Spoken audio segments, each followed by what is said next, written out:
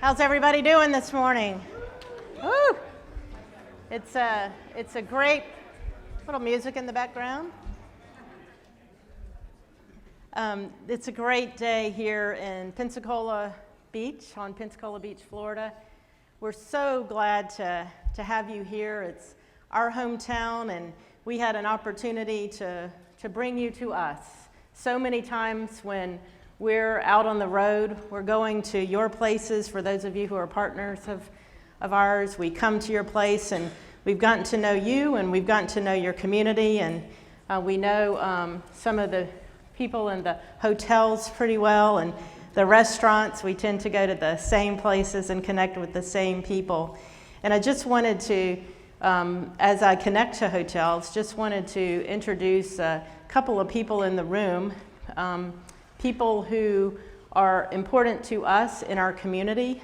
Innisfree is the group that owns this hotel, and we are also partnering with them on some leadership development efforts because they have such a strong culture and a commitment to leadership.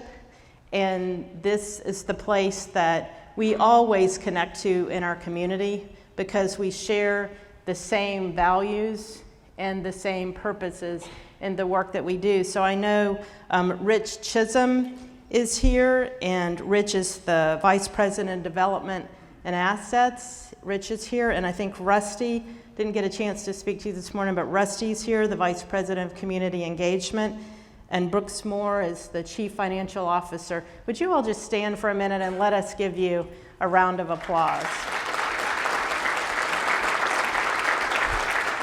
I say that, it's so important. I was at a not one of their hotels, but at a hotel in, I go to Lafayette, Louisiana quite a bit, and I was at a hotel last week and checked in and went back, and I don't know what it is, but I don't know if any of our coaches are feeling this, but for some reason about 50% of the time the hair dryer is now missing. And I don't get it. I don't know if there's a hairdryer thief out there or what's going on or what. It's not happened until about the last couple of years. So there wasn't a hairdryer in the room, and that was a must-have for me. So I went down to the desk before my meeting the next day, and when I was walking up to the desk, the individual behind the desk was doing paperwork.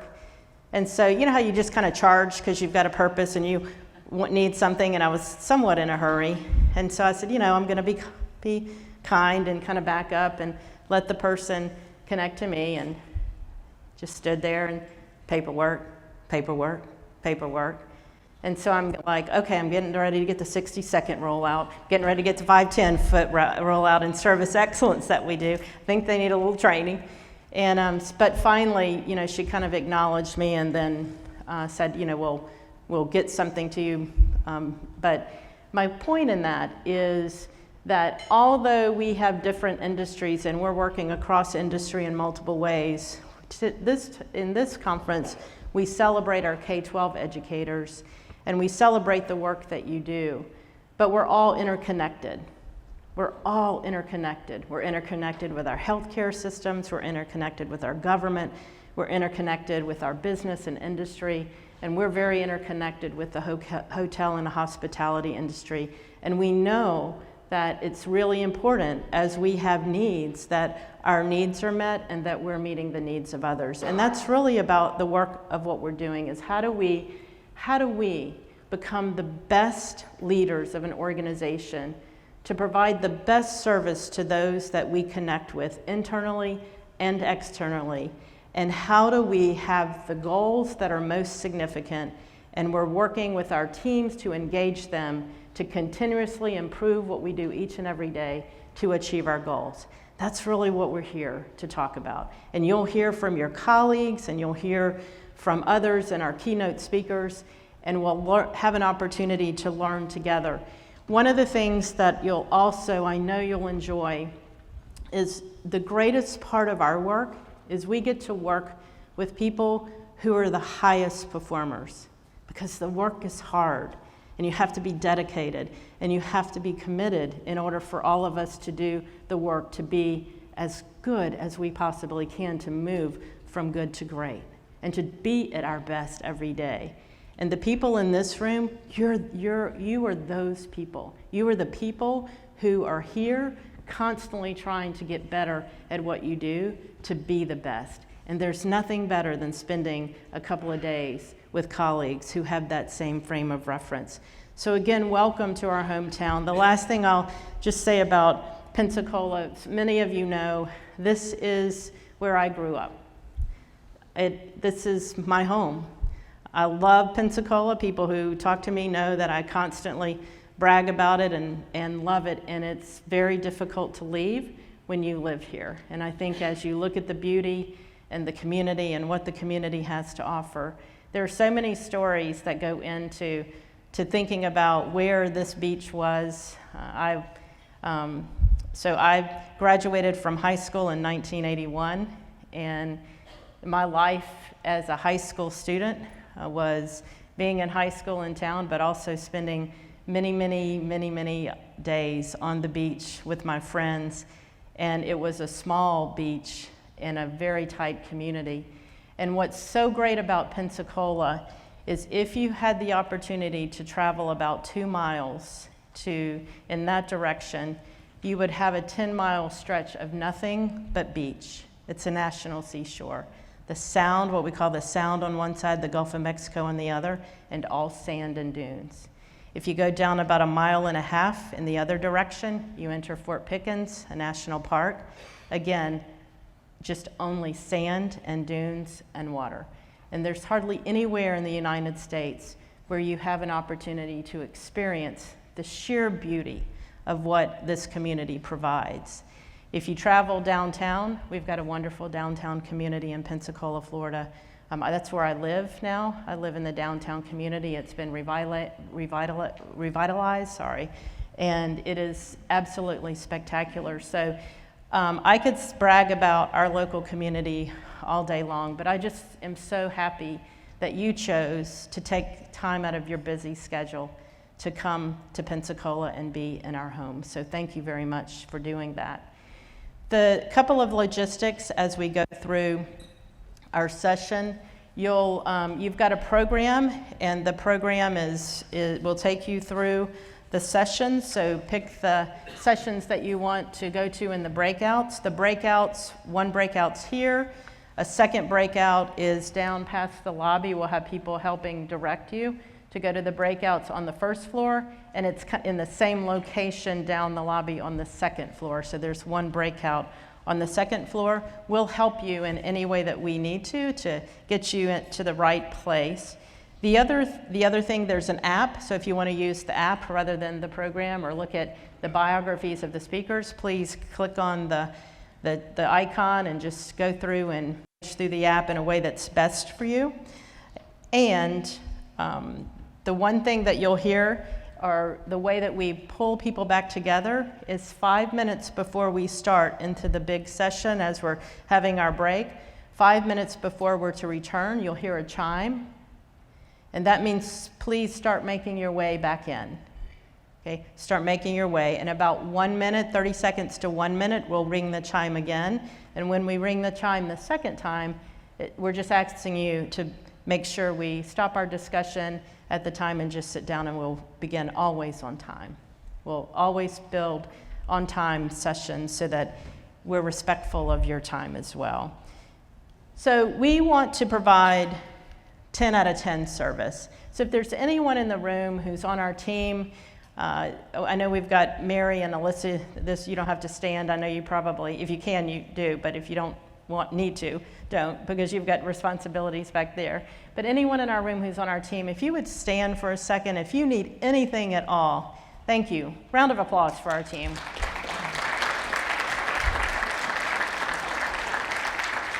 If you need anything at all and have any questions at any time, please find one of us, ask a question.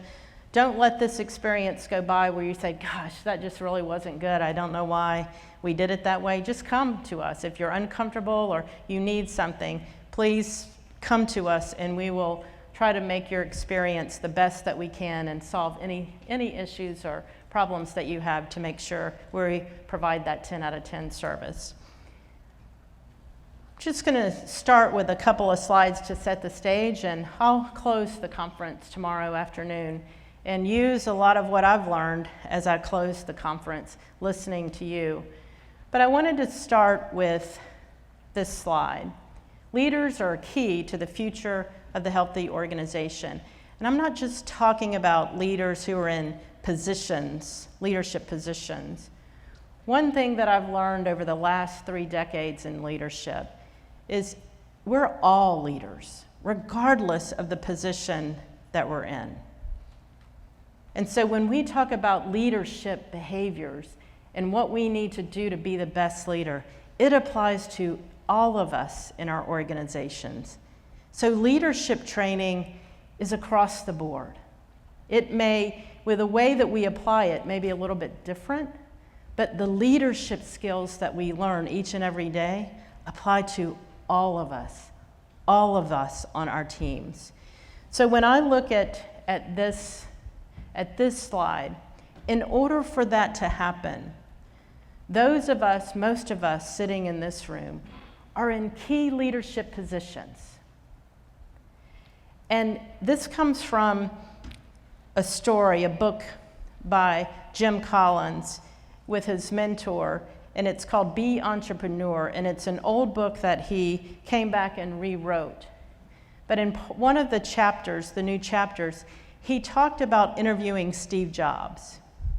And he said, I asked Steve Jobs, when you came back to Apple and you were having to come back and turn it around, what were you thinking? Like, what was the most important thing that you were thinking? And he said, I was expecting him to tell me about some innovation, something really neat, something cutting edge. And he said to me, Jim, he said, what I learned is that it's all about the people. It's all about getting the right people who are passionate about the right things for the right purposes to do the work that's needed to help the organization move forward. And he said, when I learned that, we became a different company. And so what Jim Collins then did is pull that back into his chapter, and he said that if we're looking at our organizations, that it's important to look at, are our key leaders, is our bus filled with the right leaders in the key seats? And that's where we start. We could think about people in the right places, in the key seats. But the first thing we think about, especially looking at our executive teams and across the board, our senior leadership teams, do we have the key leaders in the right seats? And he said, if the answer is less than 90%, we've identified our number one priority. Because it's hard to move to excellence without having our senior leaders in the right seats. And that's what we're all about. That's what we're talking about, is getting key leaders in the right seats so that we can help our people be their best at work and continuously improve day in and day out. This is our organizational flywheel. In the middle is we are lucky in education. And when we're doing our work in other industries, if we're connecting to people and serving people, it's lucky as well. Because why do we want to work and do the things that we do? Because we want to have purpose. We want to know that our work is worthwhile. And we want, at the end of the day, to make a difference. That's why we show up every day. And to do that, we need inspiring workplaces that help us build strength in our people so that we then can accelerate our results. We don't start with results. We connect the right culture to strategy and continuously improve so that we're working toward the outcomes that are most important, and we start spinning that flywheel faster and faster. So what we know, and I'll come back to this tomorrow, what we know is that culture is extremely important for us to get that flywheel spinning, and we'll spend a lot of time over the next couple of days talking about that. And we also know having the right strategy to build consistent leadership practices across our organization is key for us being able to spin that flywheel. One of the things that I've been working on, here's when you know, so I was charged a couple of years ago to write a book, Hardwiring Excellence in Education. You know when the person that's in charge, the CEO of your company, sits down and is having a one-on-one conversation and says, "Did I miss that book?" And I'm like, no. So at that point, I'm like, okay, that book is not optional at this point. That book is something I really need to focus attention on. So I've spent a lot of time over the past 2 years, but the last 5 months really thinking about and writing the book. It will come out in February 2023. It's to the point to where we know it can. So yeah, thank you. And the book is going to be, each chapter is going to be a principle. Each chapter is aligned to the 9 principles. So I'm really excited about it, and your work has helped me begin to write that book. So we will continuously come back to our 9 principles framework, and as you're looking at the 9 principles, think about how what you're learning fits into those principles and the significance of that work. So at this time, I'd like to turn the stage over to Dr. Pat Greco. Pat was a superintendent in the school district of Menominee Falls that we worked with as one of our starting school districts, and had the opportunity to work with Pat all these years, and she's now coaching on our team, and we're coach colleagues, but also good friends. And so it's with great pleasure that I introduce you to Dr. Pat Greco.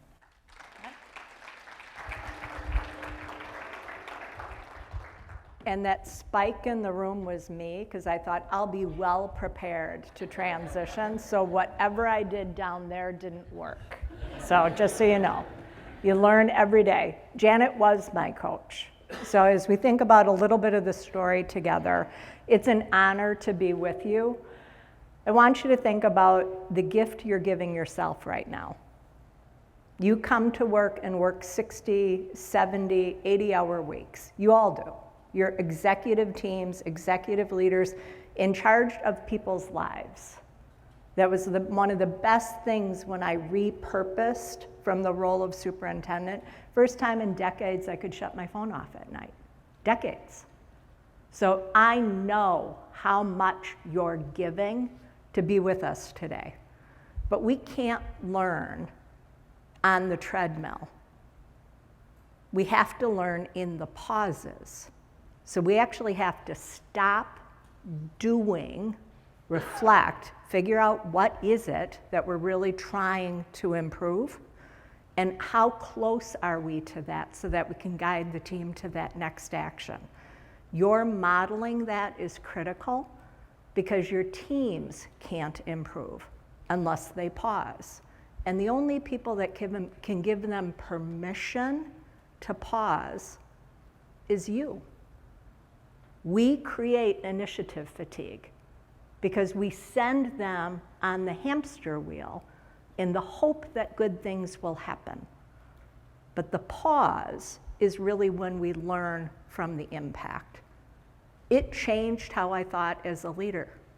And I always, when I was a teacher, special ed, thought I was doing great work with deep commitment.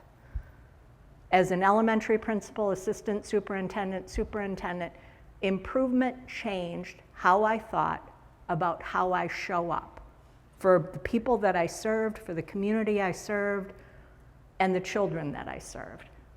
So learning to work together, learning to understand what those targets are and get crystal clear together is critical. It's not easy.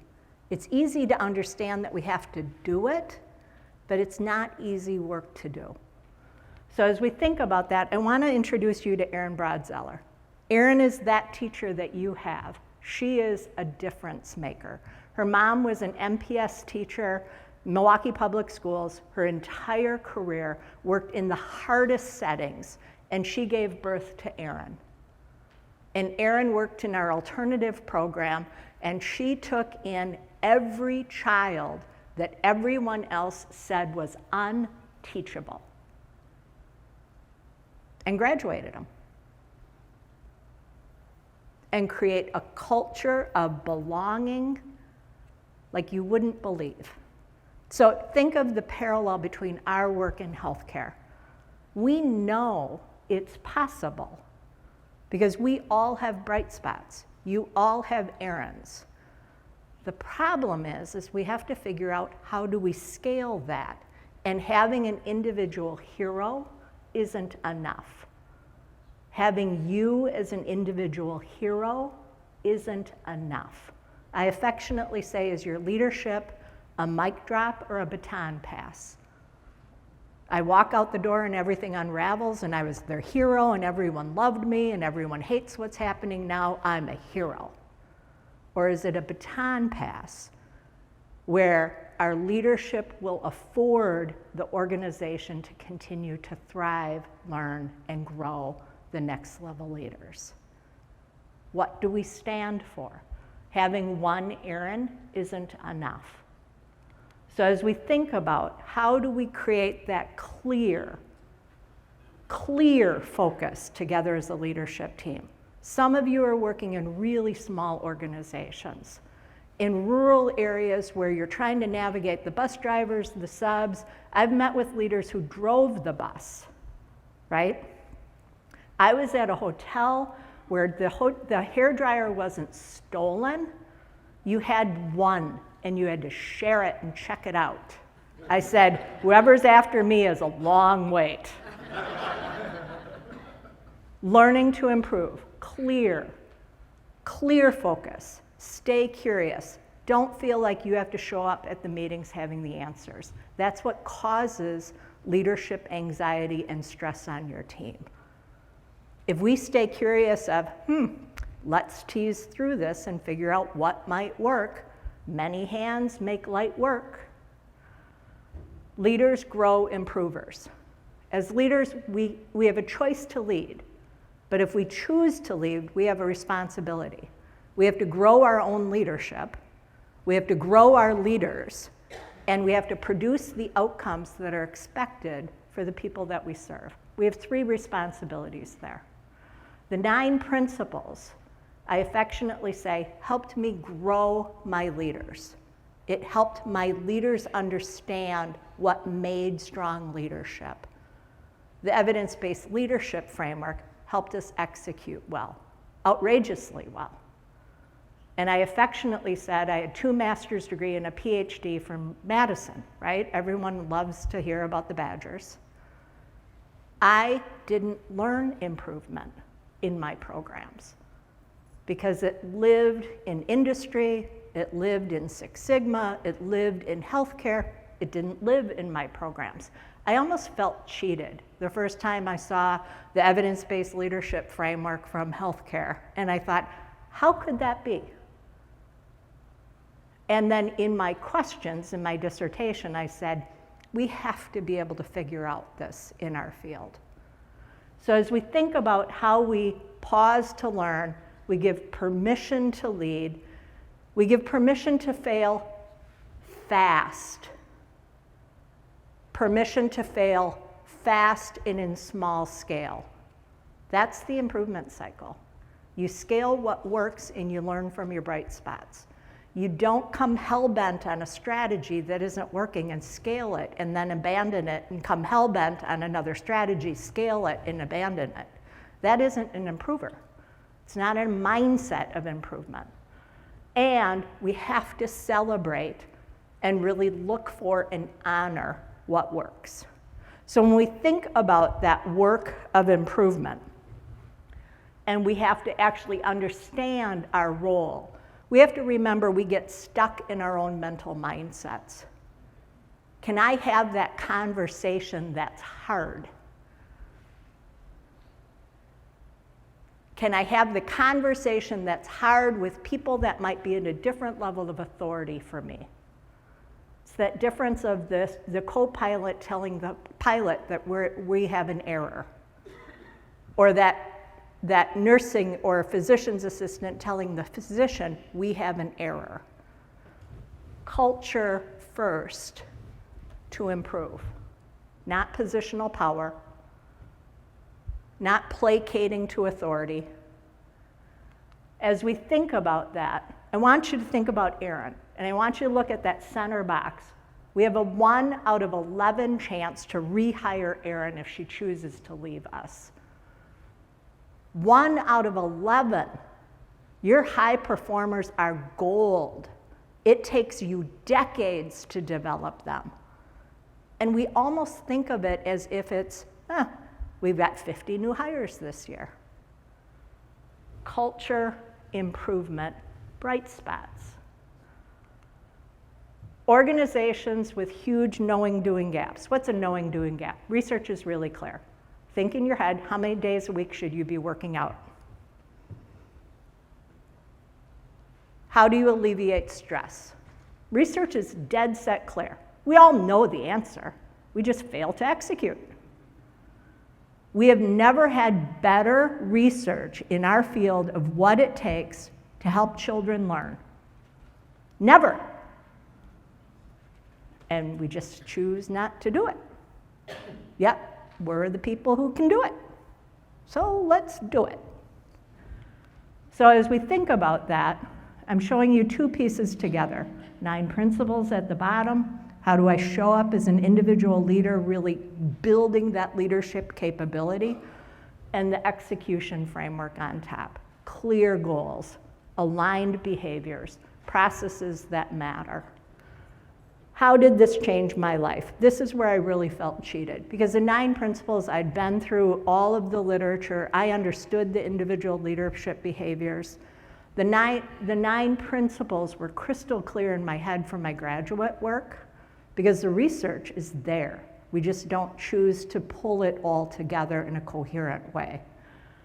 This changed how I thought about how I led.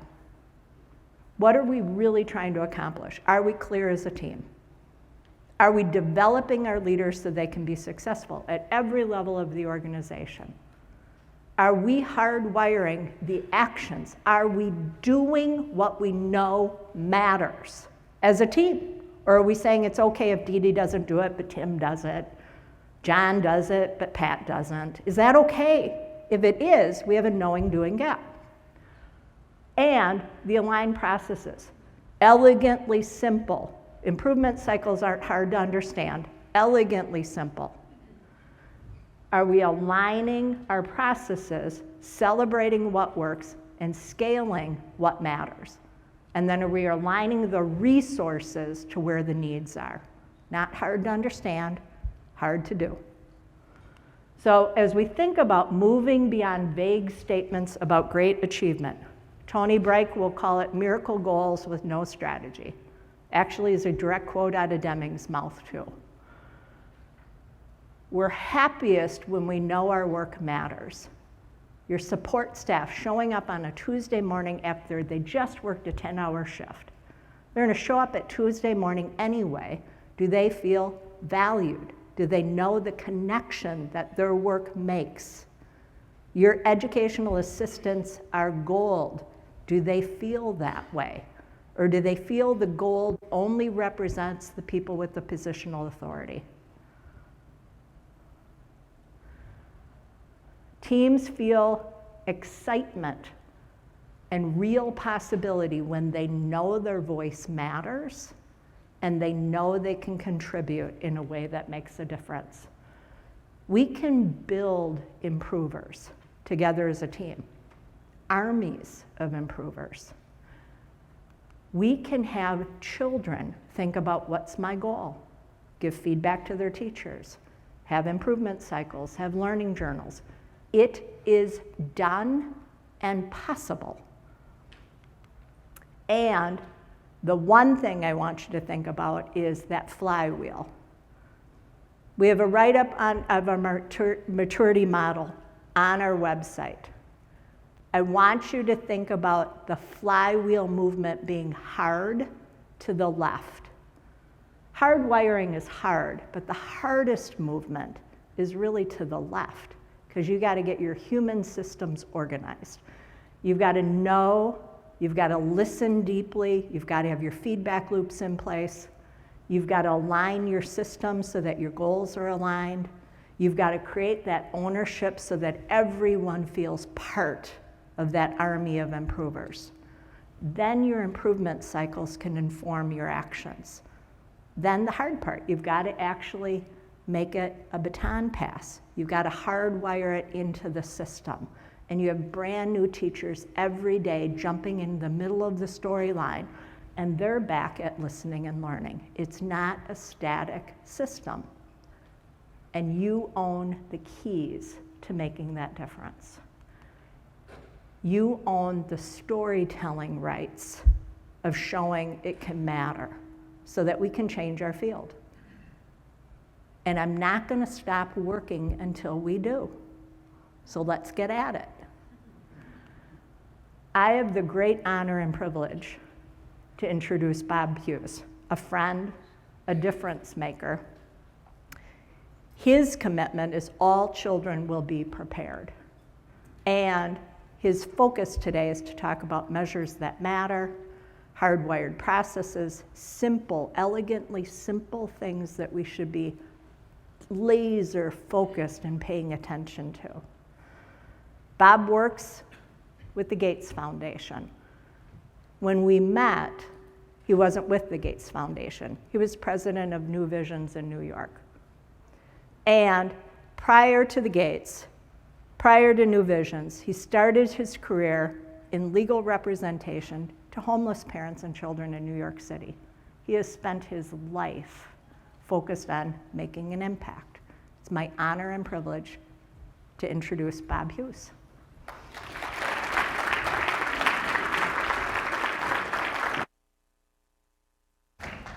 Thanks, Pat. It is great to be here with you all. It's great to be back in Pensacola. I was here when I was 10 years old on a family vacation, so it doesn't feel like it's changed a lot. I've changed a lot. And it's wonderful to be with you again in person. Last year I had the privilege of talking to you a little bit on video. This year I get to talk to you in person, and that makes all the difference. I also want to just start with a little bit of apology. I didn't realize the time I was speaking, so I wrote a lunchtime speech for a breakfast audience. But this is Studer and this is Huron, so we're going to go through a lot of data, a lot of facts. So buckle in. I don't have slides. You're going to have to really listen. I'll try to be as entertaining as I possibly can. But I really want to kind of talk to you and report out what we've been learning in the field as we look at a vast array of different communities working on continuous improvement. What lessons do we move? I'm thinking about Pat's work. Where are we on that bridge from continuous improvement to what I would say hardwiring or codification? And that's a challenge. Because we're here in Florida. I can't help but think of Hurricane Ian. We're here after COVID, which was our own kind of hurricane. We had an enormous set of challenges. You had an enormous set of challenges. As you worked to get kids to school, as you thought hard about what teachers needed, as you really tried to kind of honor the commitment each of us makes very personally to young people in our schools and systems. So I'm grateful to that. And we're in a process of rebuilding that's as consequential, I think, as the state of Florida is confronting. We have hurricane, COVID, which affected every single student, every teacher, every family, every community. It affected them in different ways. It requires a degree of personalization and understanding that we've never had to encounter before. And the recent NAEP scores underscores some of the challenges we have to confront. But it also is, I think, a little bit of a misnomer. Those NAEP scores were low before. Those were really a reflection of the mental models, to build on what Pat talked about, that we've been carrying with us as a profession for a very long time. So thinking about how we rebuild, how we move into a different kind of place, and how we use what we know and innovate against that body of knowledge, that's what's so critical. We don't have to invent it anew. And one of the things that I've appreciated and want to talk to you this morning about is what we're seeing when people work together, work intentionally, work now for almost 5 years in 30-some communities across the country. What they've learned is something I hope to share with you. And as I think about hard work, I'm an old kind of English medieval history major. They don't make those anymore, as I understand it. But when I was thinking about the work, I was thinking a little bit about Langston Hughes's great poem, Freedom's Plow, and I just thought I would start with that, because it, for me, frames the moment where we are. And forgive the language, it says man, but read women into that too. Langston was a little behind us. When a man starts out with nothing, when a man starts out with his hands empty but clean. When a man starts to build a world, he starts first with himself and the faith that is in his heart, the strength there, the will there to build. First in the heart is the dream. Then the mind seeks a way. His eyes look out at the world, on the great wooded world, on the rich soil of the world, on the rivers of the world. The eyes see these materials for building, see the difficulties too, and the obstacles. The mind seeks a way to overcome these obstacles. The hand seeks tools to cut wood, to till the soil and harness the power of the waters. Then the hand seeks other hands to help, a community of hands to help. Thus the dream becomes not one man's dream alone, but a community dream. Not my dream alone, but our dream. Not my world alone, but your world and my world belonging to all hands who build. You're the hands that build. You're the people who are charged with thinking hard about what we can provide young people. And of course, we know that Langston Hughes was talking about segregation and ending racial discrimination in this country, a set of conversations that continue and are as important now as they were then. And I don't think he really knew the Studer 9 principles or the plan, do, study, act, PDSA cycles for you novices out there. But the poem reminds me of continuous improvement. Like the dreamer in the poem, continuous improvement, or CI, requires a vision of where we're going. It requires an asset-based sense of what we have in our communities, our schools, our teachers and students. It requires a deep understanding of community in that context to understand the root causes of challenge. It requires teamwork and collaboration. It requires data. It requires coherence. Continuous improvement recognizes the difficulties that are inherent in the work. There are no magic bullets. And these are all good things. But there are significant challenges in this work. I don't need to go through them extensively with you, but let's move from poetry to prose for a moment. There are three things I'd like to cover with you in our time together. First, last year I had a real privilege in talking to you about ninth grade on track, a simple strategy to get more kids to succeed in high school, graduate from high school, and proceed to post-secondary careers. I'd like to spend a few moments talking about that and telling you what we've done as a foundation, working with many of you in the field to move that forward. Second, I want to talk to you a little bit about well-matched post-secondary work, because there too, I have come to the conclusion that we know enough to actually expand that work and scale it. We don't need to reinvent it. To Pat's point again, we just need to take what we know and execute and implement on it. And finally, I want to kind of raise some of the challenges we're confronting and ask for your help. We're confronting as a foundation and with our partners about thinking through how continuous improvement applies to instruction. That is one of the major challenges we all confront. There are some things we've learned, but there's also some challenges. So I'm going to ask you for your help in this process as we go forward. But first, let me just tell you a little bit. I've got a long speech here. I'm not going to go through all this. This really is lunchtime material. Now we're going to get rid of that too. Let me just tell you a little bit about how I got to continuous improvement. Pat mentioned I worked at New Visions for Public Schools. It was a really extraordinary time in my life. I was there for 16 years. We were responsible for doing a lot of things. We started 100 schools in the district and 6 charter schools. We established a leadership and teacher program, preparation program, part of which was based on continuous improvement. The idea that teams could come together, work in their school, and then get a leadership credential, understanding how the systems of their school worked. I'm happy to share information on that. The great thing was that you trained new leaders. It's always hard to figure out who the leader will be. When we have a team of 6, you start to understand their behaviors vis-a-vis others. But it also made leadership focus on improving schools, which is absolutely essential. I agree with Dr. Greco in how we don't do that. But I also had the good fortune to start to talk to other people, much like you are here today.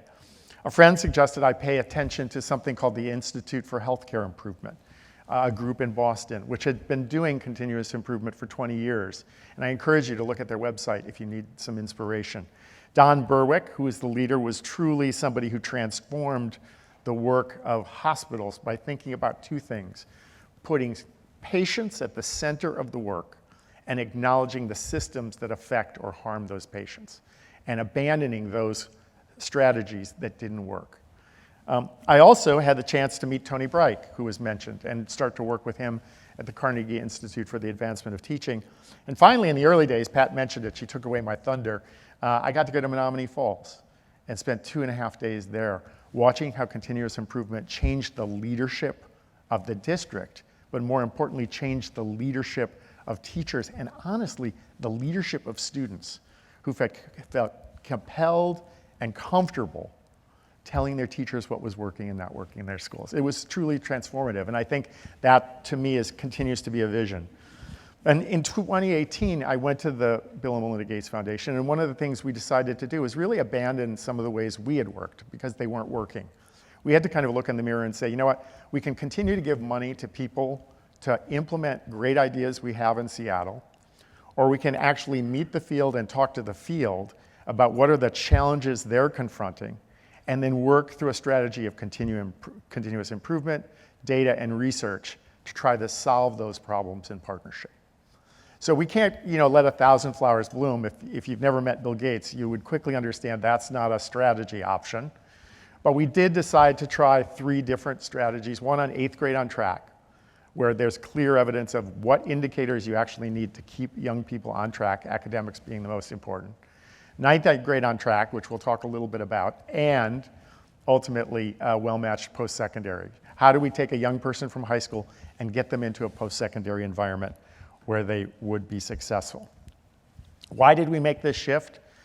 In part, it was understanding what we did well, and we had notable successes in the first 20 years of our work, and things that we didn't do so well. So we owned that and tried to adopt it. And broadly, when we stop and think about education reform, we've been at this for a very long time. So top-down doesn't work. Bottom-up frequently doesn't work. And even when we have a good idea, it's very difficult to scale that idea. What is a charm for some, to borrow a little bit from Harry Potter, is a Horcrux for others. It's just not going to work. It's not going to make and be successful in the context. Schools have different contexts that reflect different realities, different politics of their community, different values of their community. They've tried things that have failed, so going back to them and asking them to do it again doesn't make sense. They've tried things that have worked, so ignoring that history of success doesn't make any sense. So what we really wanted to do was to create networked school-based improvement communities and use those to start to think about what works and doesn't work, and think about how do we get to that place where we hardwire, where we codify. And we chose a bunch of different strategies, so let me describe a couple. As we discussed last year, 9th grade on track and the strategies that are used to get and keep young people on track are probably some of the most powerfully researched practices in education today. Thanks to the University of Chicago, Johns Hopkins, Stanford Children, and others, we know that they work, and we know that it enables a young person to graduate in 4 years and go on to college. The key is not only making sure you've attended to attendance, which is hard, but also making sure you've got course passage, credit accumulation, and ultimately grades. B+ or more really is highly predictive of whether a young person is going to be successful in college. So across the NSIs that we've worked in, we have 12 out of 38 networks, roughly 400,000 students in those 12 that are working on NSI. So I wanted to share some of the things that they've done practically that seem to be successful, not as dictates, but rather as things to consider as you go home and think about what you're going to do in your district. Because again, this is such a powerful intervention, and the challenge is lots of people aren't doing it. Many are, and we can learn from them, but many aren't. At least in our work, every district, 12 out of 12, implemented academic mentoring and one-on-one check-ins with students. And that is more powerful today than ever, given the challenges we've seen in COVID. All 12 networks are focused on early warning and response teams of teachers and counselors who work in real time to identify failing or off-track students and in real time develop implementation strategies to move those kids back on track as quickly as possible. In Baltimore, for example, they focused in a check-in protocol that includes the regular review of promotion requirements for the 10th grade and a review of where every student in the 9th grade stands. It's that degree of personalization and commitment. Every network, again, 12 out of 12, and this may have been accelerated by COVID, but it's also been accelerated, I think, by the large conversation we've had as a community about the importance of social emotional learning, of identity, a variety of factors, a sense of belonging for students to enable them to be successful in school. 12 out of 12 are using PERTS Elevate, Panorama, the Search Institute's Development Relationship Survey, or homegrown surveys to incorporate student voice and measure learning conditions. Those learning conditions I saw in Menominee Falls when a student felt they knew what their goal was and they could talk about whether they were meeting their goal and why they weren't meeting their goal was incredibly powerful. And for me, a surprise has been about 6 of the 12 districts are reforming teacher grading policies so that grades accurately reflect student academic performance. And those are simple things, but they can be extremely profound things, giving young people a second opportunity to do the work, paying attention to what the role of attendance is in the overall average that young students have, making sure that the grading policy continues to look at the entire child. We talk a lot about different metrics to examine the whole child. I think grading policy is remarkably effective at doing that and has been shown to be highly predictive in doing that. We should pay attention to grades without destroying their magic, that relationship of teacher-student and understanding why young people are successful. Look, I think all of these things are incredibly powerful, and I'm sure you're doing things in your districts that are equally powerful. The challenge now is to pull that together, to codify it, to hardwire it, and to scale it to the best extent we can, not as dictates, but as principles that you adapt and continuously improve on in your local district. Since we met last year, we suggested we were going to put real money into that scale process, and we have. Working with Johns Hopkins and Carnegie, we've launched the GRAD Partnership for Student Success, along with 10 other organizations across the country, to scale 9th grade on-track practices, which the networks have shown at least partially what needs to be done. Our goal is by 2033, we will scale 9th grade to on-track systems to 75% of the 250 districts that enroll half of the Black and Latino students or low-income students of all races in the United States who fall off track to graduation now. We've also begun exploring tools developed by the networks that might be scaled by commercial learning management organizations, student information systems, a wide array to get those in front of you so you don't have to build them yourself, but can modify them and adapt them to your context. If you haven't, please get involved and please spread the word. We're happy to talk to anybody who wants to think about this work and expand it. It's a simple thing to do, but even seeing the momentum of a young person coming out of 9th grade and proceeding to 10th, 11th, and 12th changes the culture of that school and can change the culture of your district in profound ways. Second thing I want to argue is we don't have as many districts out there that are doing well-matched post-secondary work, but I do think we're seeing some really powerful things happening in the well-matched post-secondary space. Here we've got about 5 districts working on the idea of what do you need to look at in high school to enable that young person to not only graduate, but to go to the next place that's consequential to them, to both equip them for the economy and equip them to be citizens in a democratic country. And here, we've again seen a real confluence in what people are working on. All 5 of the networks we're working on use basic process data like Salesforce and Naviance to track students and make sure they're moving forward. They also use the National Clearinghouse data not only to see what's going on when the student leaves, but to reflect on what they're doing in their own context. All 5 have created a collective approach. They have teams working with groups of students for an extended period of time. And all networks provide time during the school day to enable students to fill FAFSA forms, to work with parents. It's not an add-on. It becomes mission critical in the work of the school. In Arizona's Meta, for example, they've actually created a bot that enables students to be nudged on key FAFSA questions and concerns. The challenge here is to, again, scale it and spread it. And we're committed as a foundation to work with all those who want to try to do that.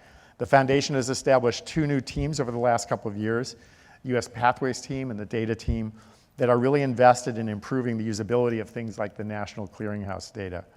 We will continue to build on these insights, and I urge you to consider getting involved in those strategies as they put RFPs out and send out data. The thing that I really want to talk to you, though, about is just instructional data. And here, I'd be curious about your experiences because we're struggling, our partners are struggling, and I just want to kind of be honest and open about that and then talk about what we can think about together to improve it. We have some strategies, but I really would be curious about your views. 21 of 38 NSI networks have focused on instruction as their entry point to on-track work or to implement new curriculum, particularly now in ESSA-rich times. And there are commonalities. I'm curious if they comport with your experience. 19 of the 21 instructional networks are using instructional routines that promote active engagement and mass and content mastery in line with best practices. Routines provide predictable structure and flow for students and free up more time for real contemplation of the hard stuff. If you can actually think through the easy stuff, you can look at those 2 or 3 or 4 students for whom it is not working and make it work. And you have something to base continuous improvement on. It seems like those instructional routines are really critical. Further, we've seen a variety of other tactics where teachers are taking high quality instructional materials that are absolutely critical. And I think we live in an age where being a professional is no longer building your own materials late at night. It's looking for the highest quality instructional materials that you can implement and adopt. I'd be curious if that's true in your district. We're seeing that as a movement, at least where we sit, and are going to be investing pretty intensively in high quality instructional materials because teachers are so dissatisfied with the quality of what's there now. But the big challenge is that teachers tend to be disc jockeys. They tend to take those materials and they modify them either themselves or with others. And if you haven't, the RAND teacher study data, which we've funded over the last couple of years with others, really gives you a sense of both the dissatisfaction with the materials and how much the materials almost appear to be irrelevant to what's happening in classes. Part of that is good. Teachers are that last line of defense, implementation, to meet the needs of young people and to work with them and make those materials sing for them. By the same token, if they're not, they may be only basing their experience in that modification process on what they know, what they do, and what their preconceptions are of young people. Are there ways to kind of think about that adoption process more effectively? And here we've seen, while it's still nascent, a variety of different communities starting to do what we call smart adoption. They take the materials, they meet sometimes in personalized learning communities, they modify those materials collectively, implement those materials, and then understand what worked and didn't work with those materials. We're excited about that process because what it does is it takes an ad hoc, kind of individually driven sense of where kids are and creates a system around it that enables teachers and students to learn. And so one of our jobs is to take this smart adaption process, and figure out how to routinize it and make it scalable. How do we get curriculum developers to implement those types of materials? Because here's the challenge. We live in seas of data. We have summative, we have formative, we have attendance, we have all these different things, but when you get to instruction, at least in our experience, there's a gaping need, and I'd again love to hear from you, in giving teachers actionable data on a day-to-day basis, something we call proximate measures, that enable teachers to really reflect individually and collectively on what they've done in that class and make changes to meet the needs of all students. We think that's a critical challenge, and we've actually started to invest in a variety of different providers to do that work, and would love to hear if and how you're tackling the problem. For example, WestEd is now curating a repository of actionable measures that align with key drivers of math improvement, such as student discourse, equitable access to rigorous tasks, teacher mindsets, and student math identity and enjoyment. Those are all factors that the research says is crucial. Think about it. We know that students talking to other students about math is critically important in their consolidation and understanding of the underlying procedural and conceptual values. The challenge for us is that we don't know how to capture that in real ways, so that we're now looking and trying to develop how do you capture that student voice, how do you measure it, how do you make sure it's occurring? Because we ask teachers to do too much. Stop and think. We ask a teacher to go in real time in the high school and for 5 successive periods conduct conversations that not only understand where students are, understand their interests, understand what happened to them yesterday, but then somehow make meaning on a mathematical concept that may or may not be relevant to them at the moment of instruction. We can do better than that, and we're trying to explore what are technological tools and other tools to empower teachers to be more effective in the classroom.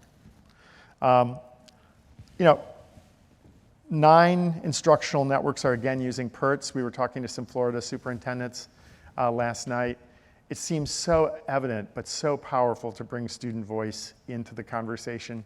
We can no longer do this to students, we have to do it with them. And I think COVID underscored how important that set of values is going forward. I just want to conclude by saying I want to be clear. We don't want to declare success, and everything I've talked to you about is a theory, a hypothesis, something that you should be testing in your own classrooms. Even in our highest capacity educational partners, organizations that were specifically selected to be for their capacity, they're struggling with instruction. It's a challenge to get this right. And despite the fact that it was COVID, we've seen relatively flat on-track metrics when you look at all 4 of the components of 9th grade. Like I've mentioned, we see some strength in attendance, but academics fall. We see some strength in course completion or grades, but those were grades that were developed in COVID and don't necessarily reflect what students are able to do and what they know. Yet trend data at the indicator level, individual data that make up the on-track measures like attendance, GPA, credit accumulation, shows real insight in student performance. And we're getting there. We're seeing that continuous improvement at scale does have the promise of moving performance at scale for young people, even though the strategies will vary context by context. So let me just conclude. There's been a lot in the news. We're shifting some of our resources, a substantial majority, to mathematics.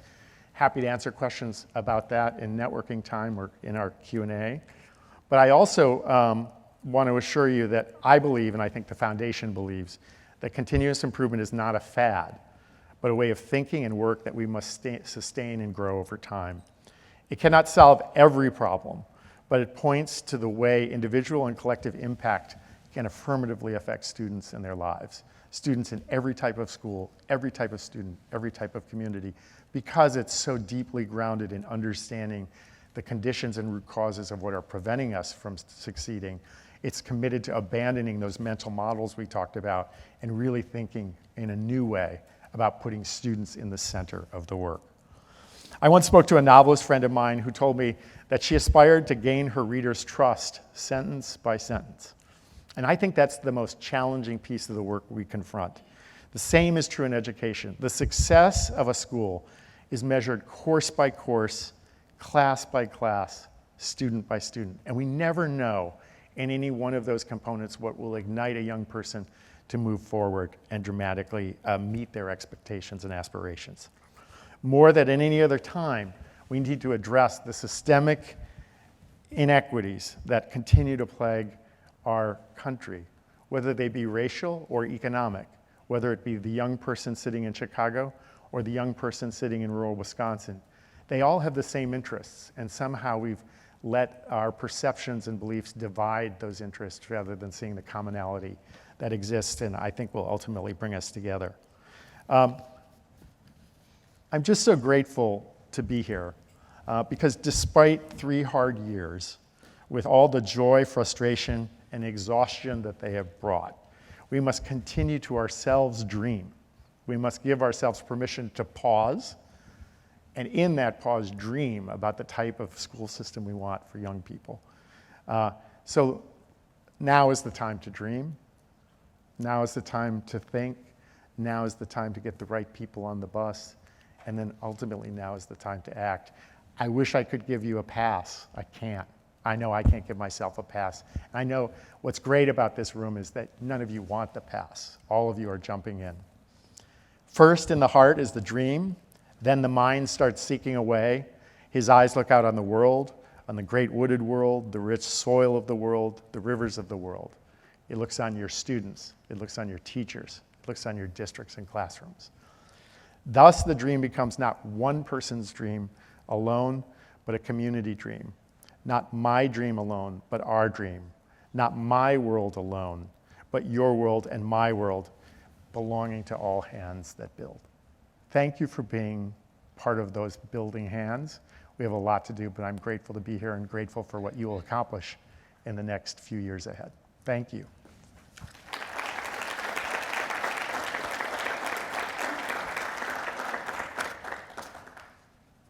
How do we do on time?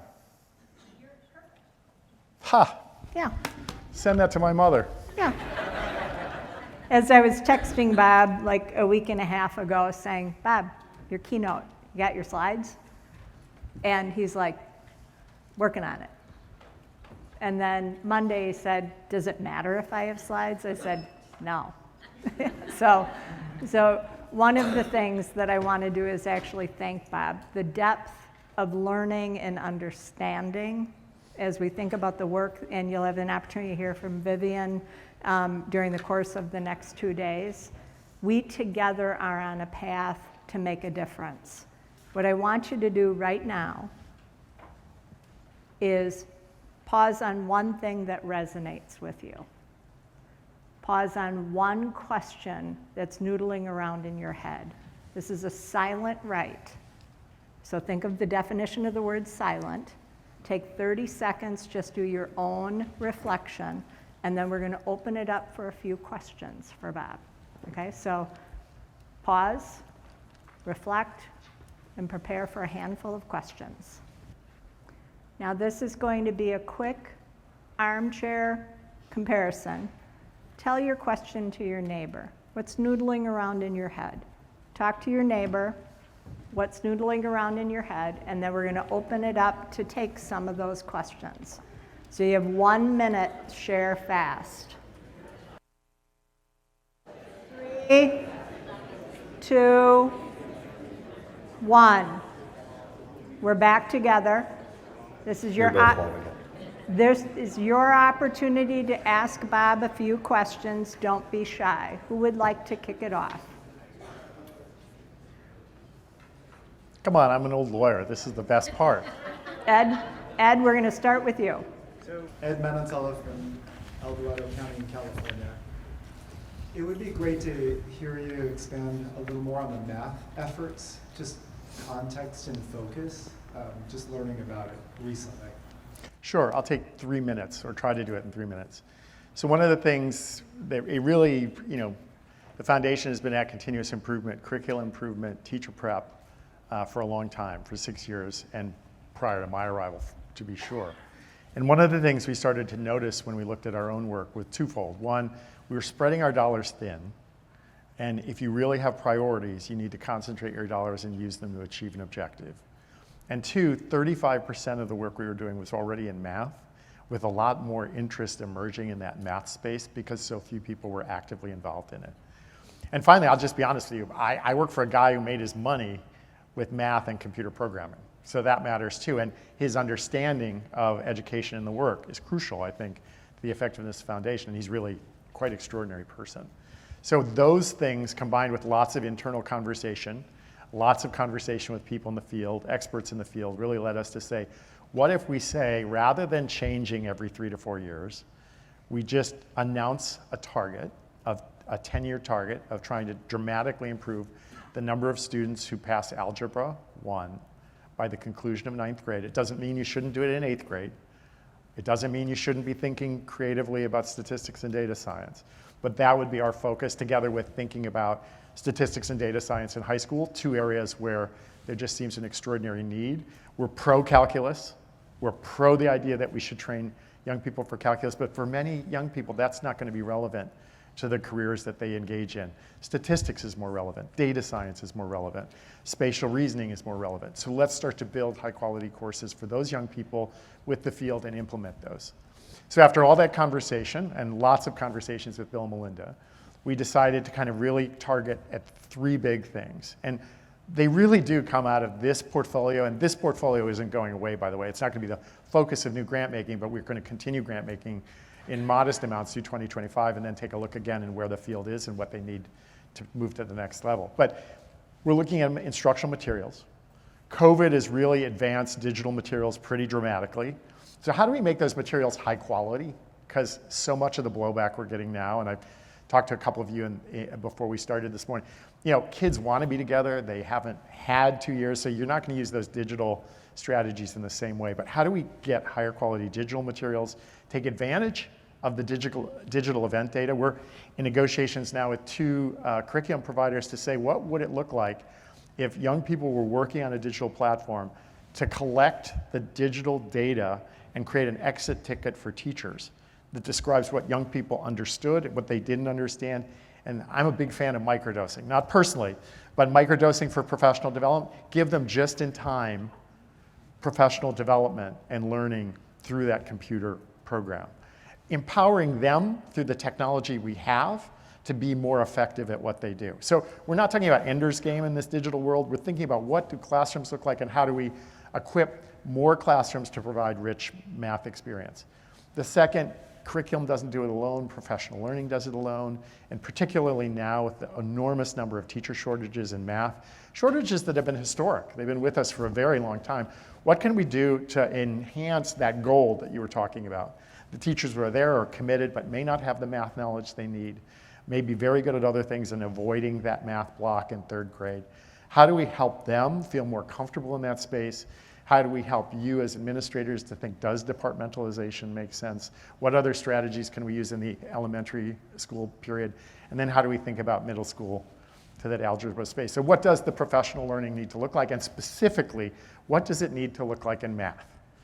We know curriculum, embedded professional learning is important, but what does it mean to embed curriculum or professional learning in curriculum when you're teaching fractions, which is a core challenge, that first big conceptual hurdle that most young people confront as they start to get more math literate.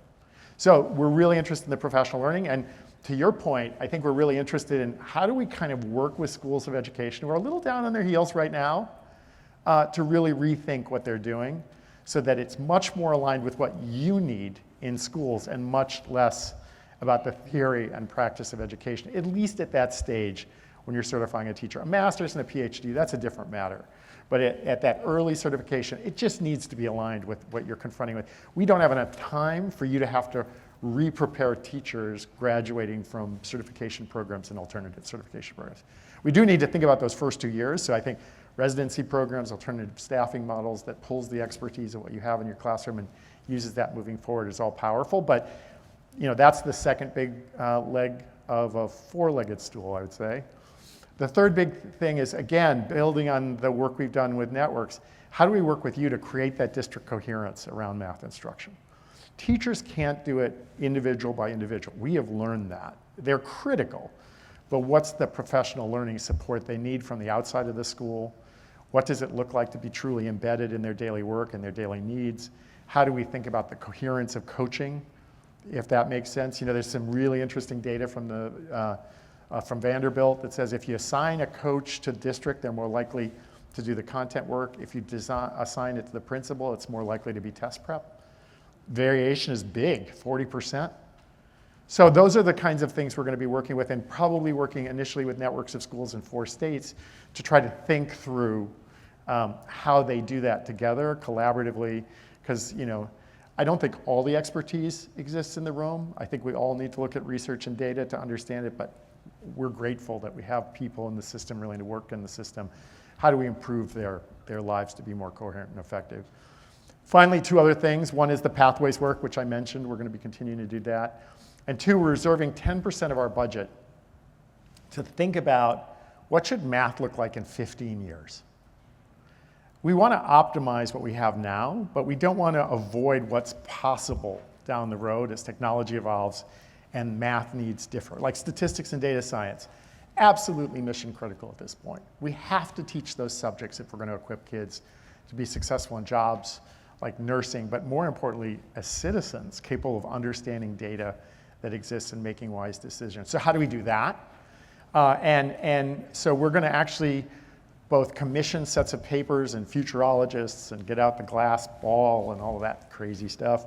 But we're also going to ask some of you to think about summer programs in the next couple of years that could really model different ways of instruction and teaching that don't have the accountability requirements, that may not have some of the collective bargaining requirements, but really gets you to imagine a very different kind of strategy for young people. So, you know, one program I love in New York is called BEAM. It's a program that's run out of CCNY, City University of New York. And it really takes young people from northern Manhattan and the South Bronx, creates an extraordinarily engaging math environment for them. I visited for a day, I learned pirate math, I learned differentiated equations, and then they had 100 problems on the wall that the community had to solve.